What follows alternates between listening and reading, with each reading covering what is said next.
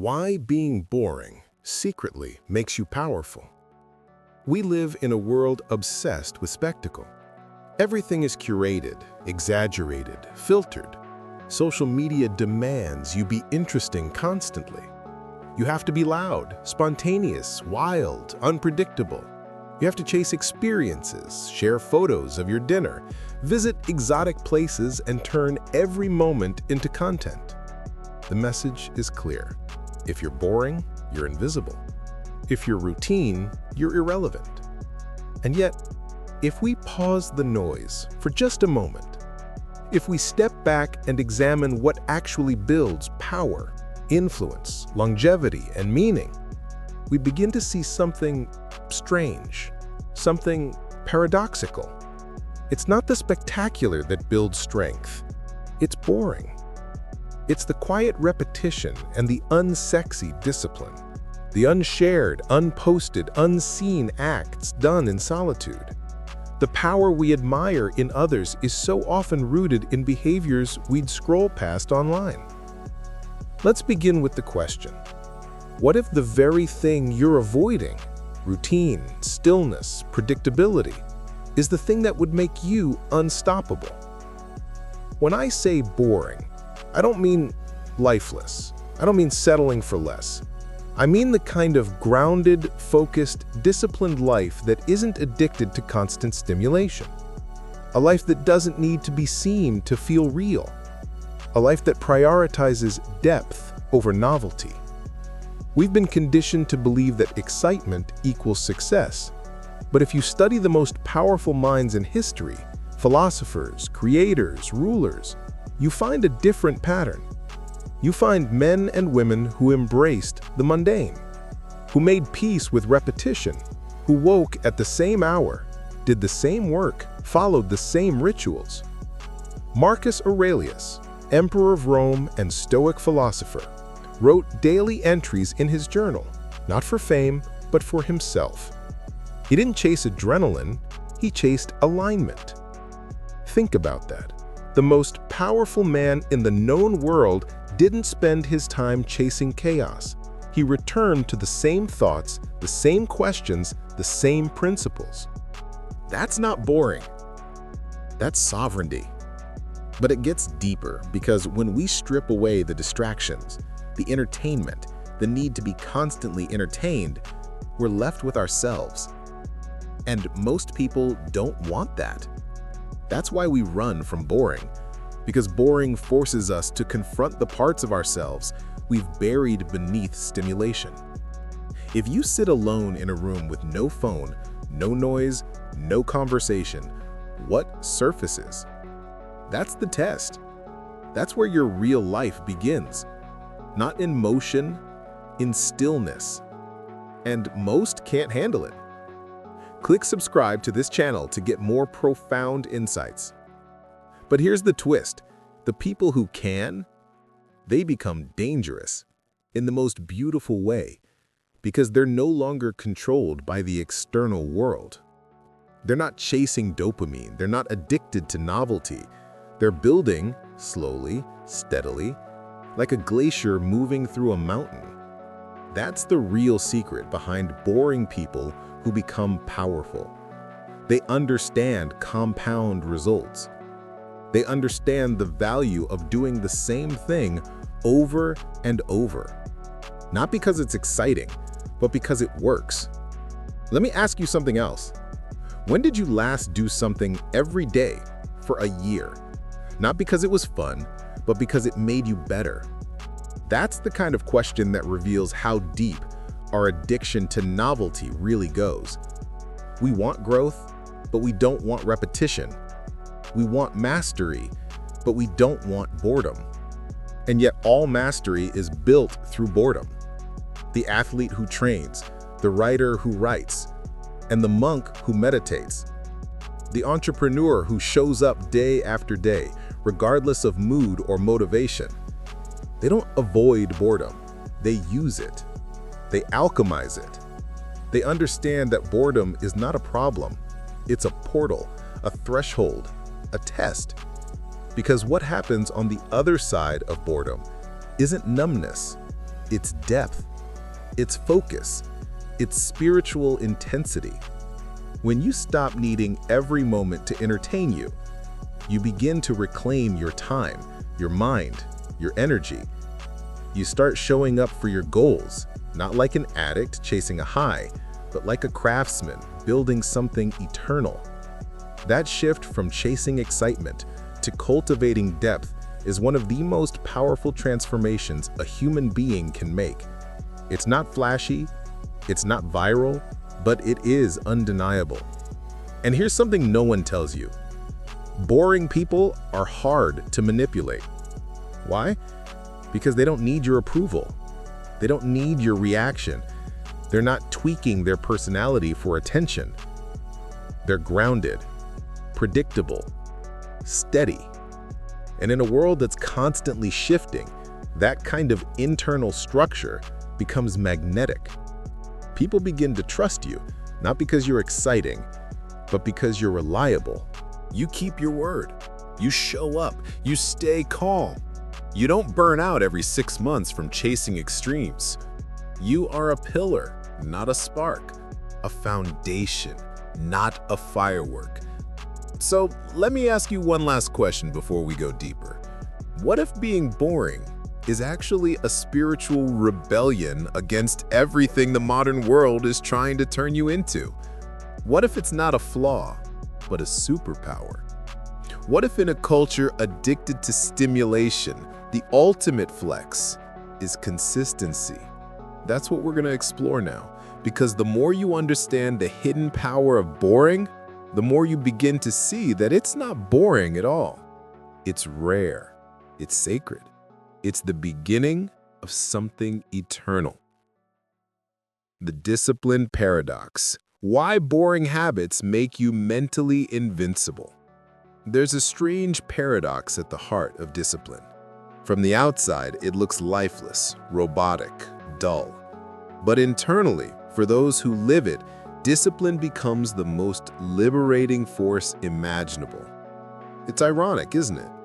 We think freedom means doing whatever we want, whenever we want, but in practice, that leads to chaos, scattered energy, shallow relationships, half-finished dreams.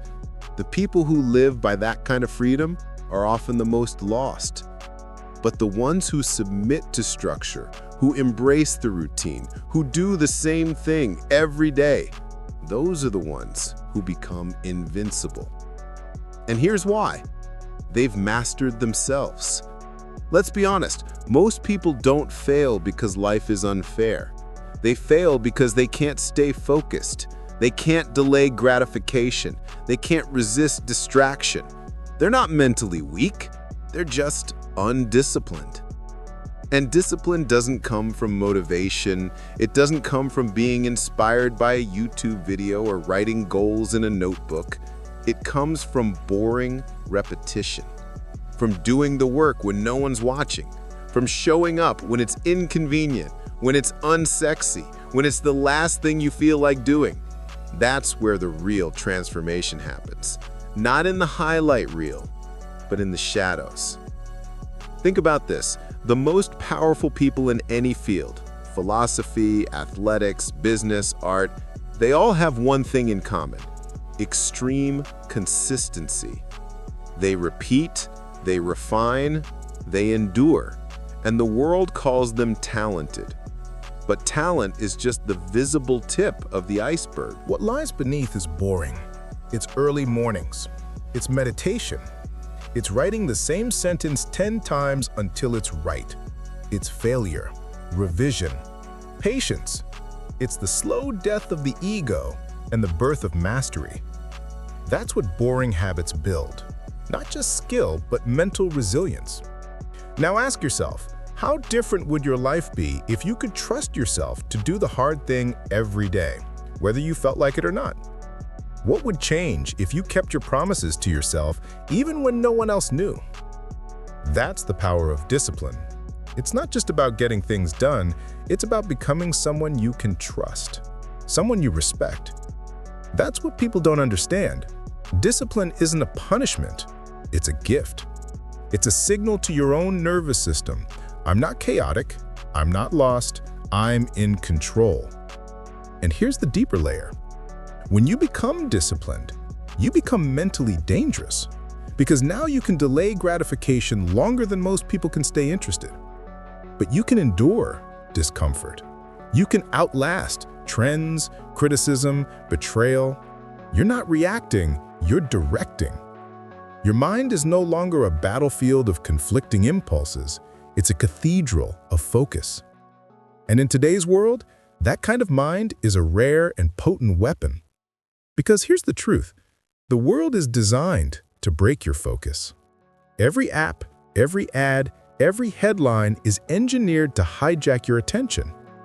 You're being trained to crave stimulation, to avoid silence, to fear boredom. But discipline is the antidote. It's the shield.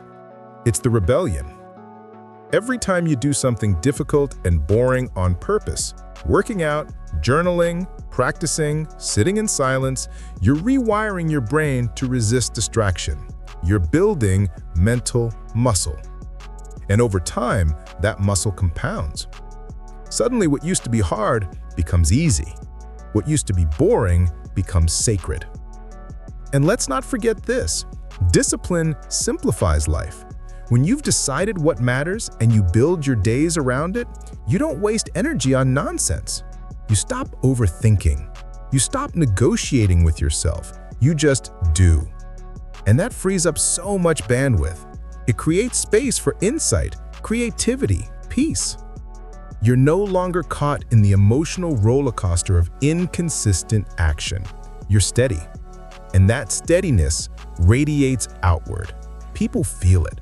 They trust it. It becomes your edge. So here's the deeper philosophical question. If your soul is a fire, what kind of fuel are you giving it? Are you burning bright for a moment and then collapsing? Or are you feeding it slow, reliable energy that will carry you through decades?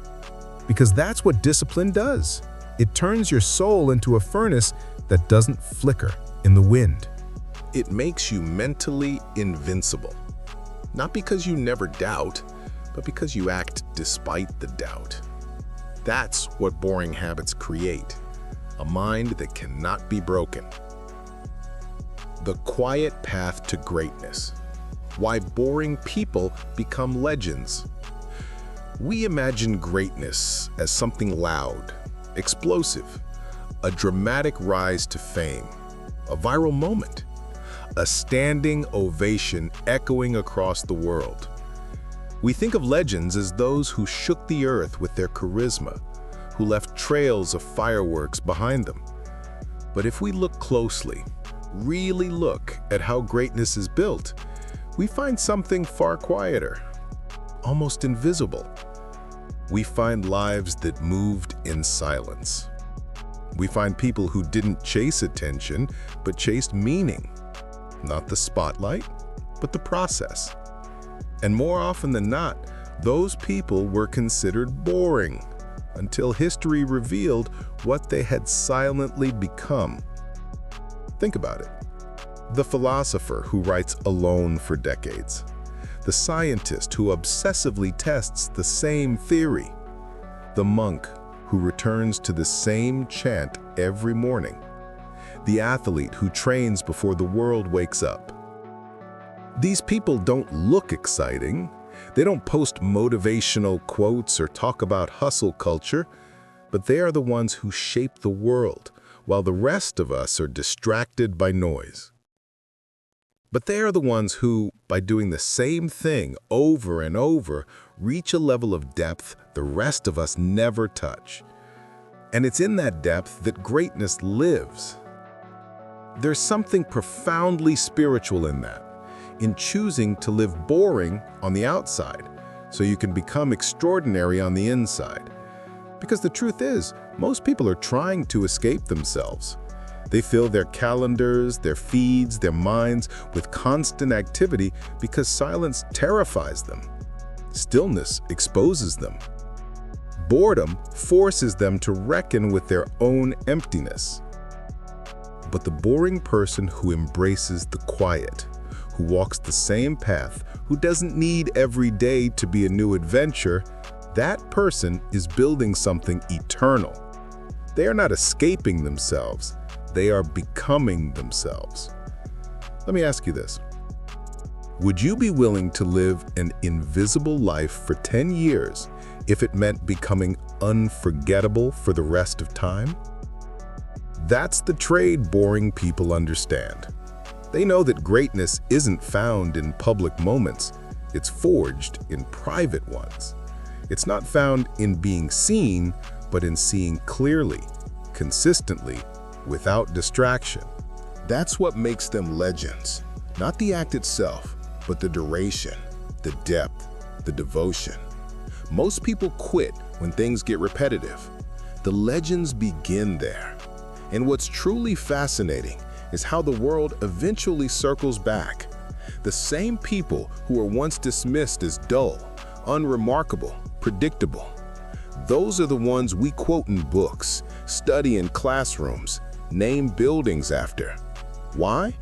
Because when everyone else was trying to be impressive, they were trying to be useful. But when others wanted to be admired, they wanted to be accurate. And that quiet focus over years, decades, built something more powerful than charisma ever could.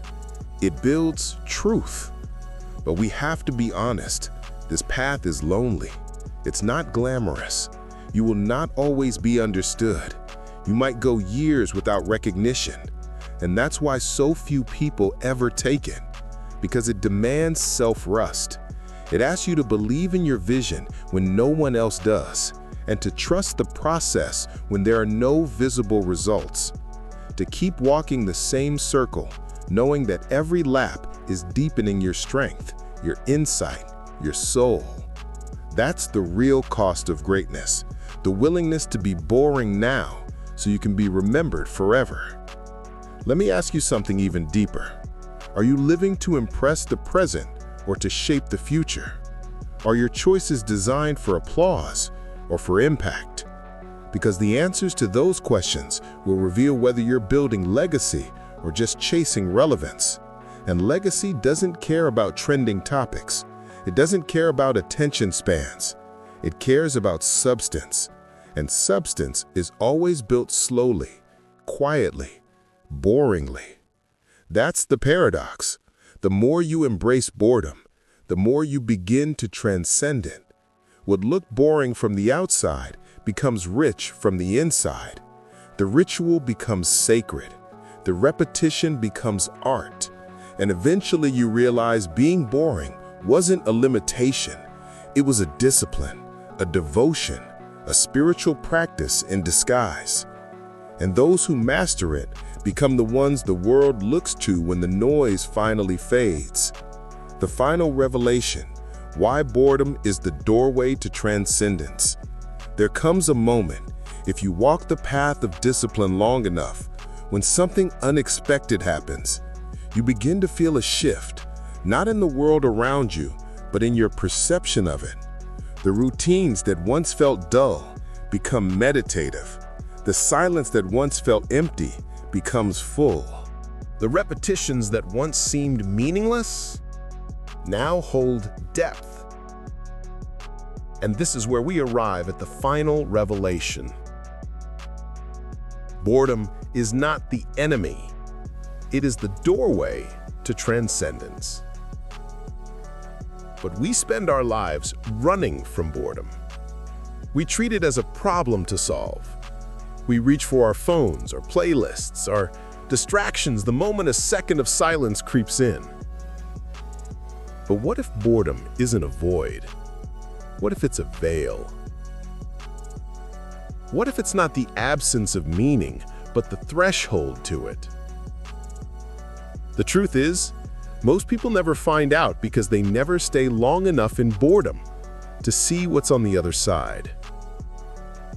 They assume there's nothing there.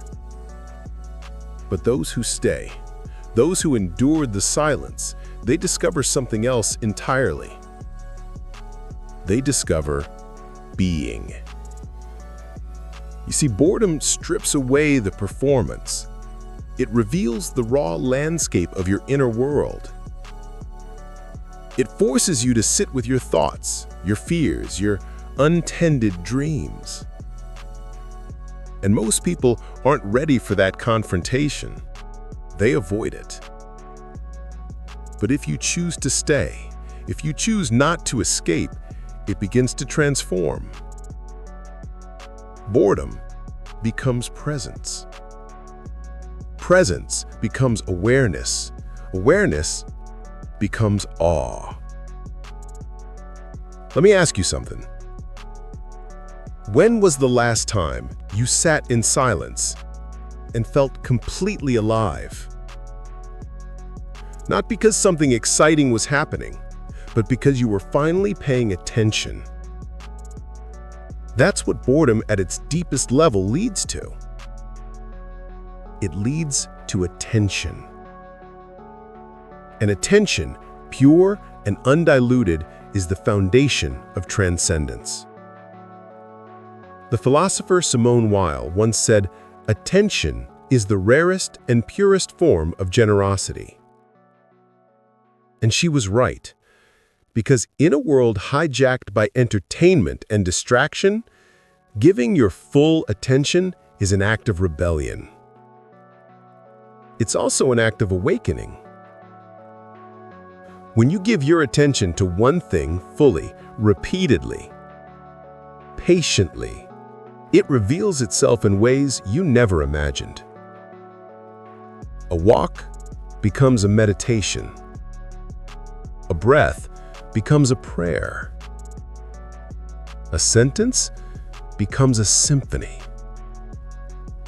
Boredom is merely the discomfort that comes when your mind is detoxing from overstimulation. It's the withdrawal, the silence after the noise.